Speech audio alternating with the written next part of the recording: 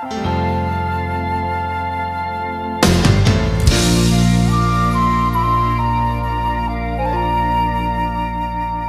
a paz do Senhor Jesus esteja mais uma vez na sua vida. Estamos chegando com a leitura diária da revista de jovens e adultos da Escola Bíblica Dominical. O nosso tema, o altar na vida de Abraão. Vamos ao texto? Gênesis capítulo 22, versículo 9, que diz: E vieram ao lugar que Deus lhe dissera, e edificou Abraão ali um altar. E pôs em ordem a lenha, e amarrou a Isaque seu filho, e deitou-o sobre o altar em cima da lenha. Em nosso devocional de ontem, falamos sobre o altar de Noé, e hoje vamos falar de Abraão. Ele teve uma vida marcada por altares, uma dedicação muito grande na sua trajetória em levantar altares ao Senhor. É tanto que ao longo da vida, a Bíblia mostra que Abraão edificou pelo menos 4 altares a Deus. E cada um tinha um significado especial, cada um foi um divisor de águas em sua vida. O primeiro altar foi em Siquém. Está em Gênesis 12, versículos 6 e 7, que diz: E passou Abraão por aquela terra, até o lugar de Siquém, até o carvalho de Moré. E estavam então os cananeus na terra. E apareceu o Senhor a Abraão e disse: A tua semente darei esta terra.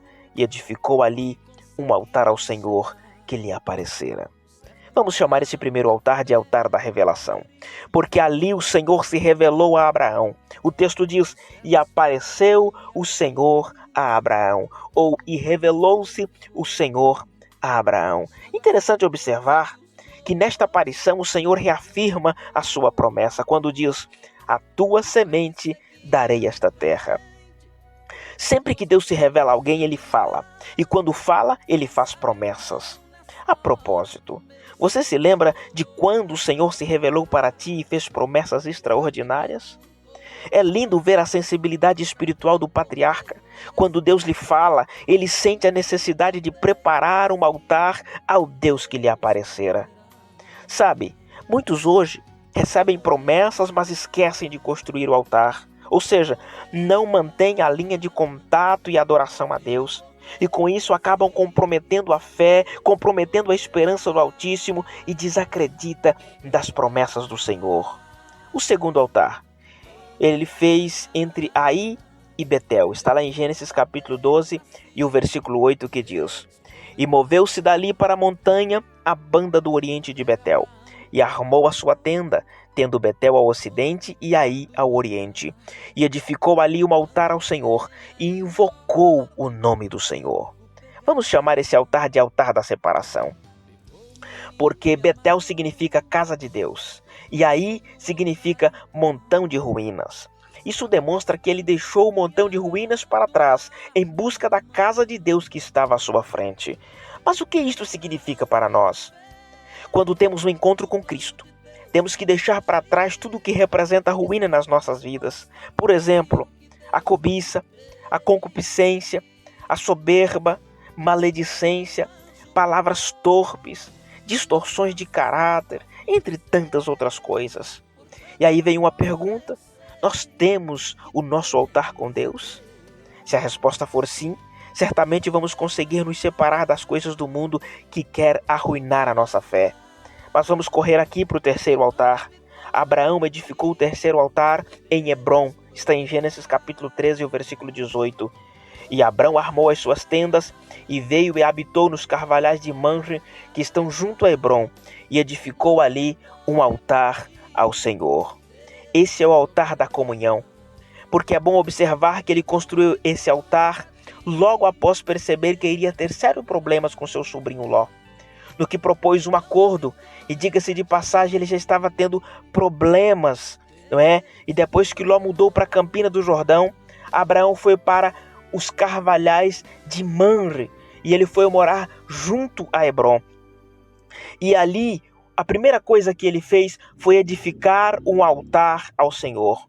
O patriarca, que tinha uma vida de comunhão com Deus, ele entendeu a importância de ter também a comunhão horizontal, ou seja, de ter comunhão com os seus familiares, de ter comunhão com as pessoas que estão à sua volta. Isto só nos faz lembrar o que está escrito em 1 João capítulo 4 e o versículo de número 20. Se alguém diz, eu amo a Deus e odeio seu irmão, é mentiroso. Pois quem não ama o seu irmão a qual viu, como pode amar a Deus a qual viu? Ou melhor, como pode amar a Deus a quem não viu, não é verdade? E uma pergunta insiste na nossa consciência: como está o nosso altar da comunhão? Nosso relacionamento com as pessoas é baseado no interesse próprio ou no amor a Deus que foi derramado nos nossos corações? Para nós não delongarmos tanto, vamos para o quarto e último altar de Abraão. É exatamente o da leitura que fizemos no início, de Gênesis capítulo 22, o versículo 9, quando Isaque foi deitado sobre o altar para ser oferecido em sacrifício. Esse altar, ele foi construído em Moriá, após 3 dias de viagem, aproximadamente 80 a 100 quilômetros de caminhada. Esse é o altar da adoração, sem dúvida alguma. A esta altura do caminho, o velho Abraão, cansado, mas repleto de experiências com Deus, faz a sua entrega total, sem nenhuma reserva. Afinal, este foi o ápice dos sacrifícios que ele iria oferecer a Deus. Deus pedira algo impossível humanamente falando. O cordeiro do sacrifício seria o próprio filho. Que nervos de aço o velho Abraão deveria ter. No entanto, em Hebreus capítulo 11, o versículo 18 e 19, a Nova Versão Internacional nos diz assim: embora Deus lhe tivesse dito, por meio de Isaque, a sua descendência será considerada, Abraão levou em conta que Deus pode ressuscitar os mortos e figuradamente recebeu Isaque de volta dentre os mortos. Aqui está o exemplo de adoração sem reservas. Claro que prefigurava o sacrifício de Cristo por nós, em rendição total, a semelhança de Isaque, que mesmo já sendo grande o suficiente para fugir daquele cenário, mas ele optou por entregar-se à obediência a Deus e ao seu velho pai. A exemplo do patriarca, nós estamos dispostos a adorar a Deus com o melhor que temos? Lembre-se que a adoração não está relacionada apenas ao templo ou a uma liturgia religiosa, mas à entrega de tudo o que temos e de tudo o que somos. Ah, se a nossa geração entendesse isso! Como somos apegados às coisas, como esquecemos de que somos apenas mordomos e Deus é o dono de tudo. Por isso que às vezes o Senhor nos leva ao Moriá. Claro que muitas vezes o nosso Moriá não é tão intenso como o de Abraão, não é?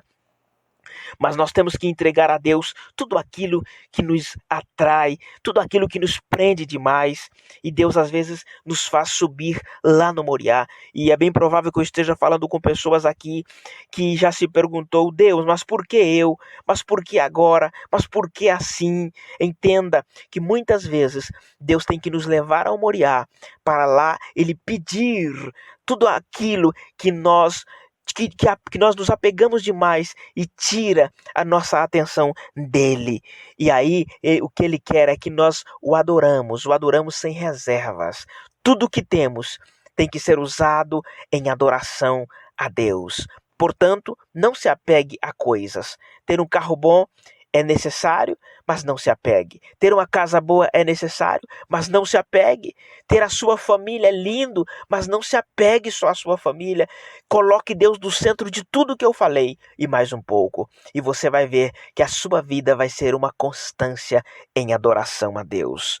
Então, como está o teu altar de adoração a Deus? Vamos orar?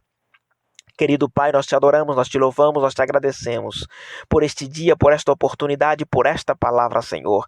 Em nome de Jesus, eu quero pedir agora, Senhor, que o Senhor venha dar a tua graça para o teu filho, para a tua filha, que neste momento ora comigo, Senhor.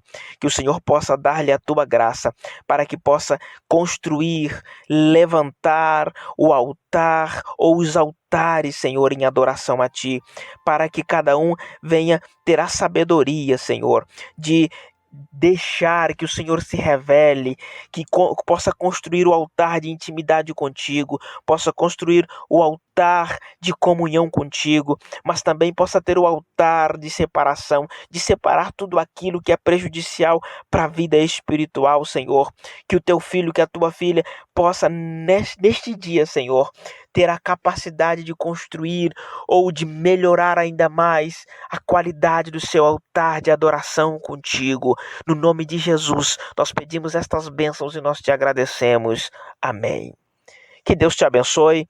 Amanhã, se o Senhor nos permitir, nós estaremos de volta. Fique com Deus e um grande abraço. Seguiam só os passos seus, mas eles sabiam que o velho era amigo de Deus. O dia caía e então paravam para descansar, e na madrugada seguinte voltavam a andar. O velho Abraão, sem temer, sabendo que Deus grande é, seguia ao encontro de Deus para provar sua fé.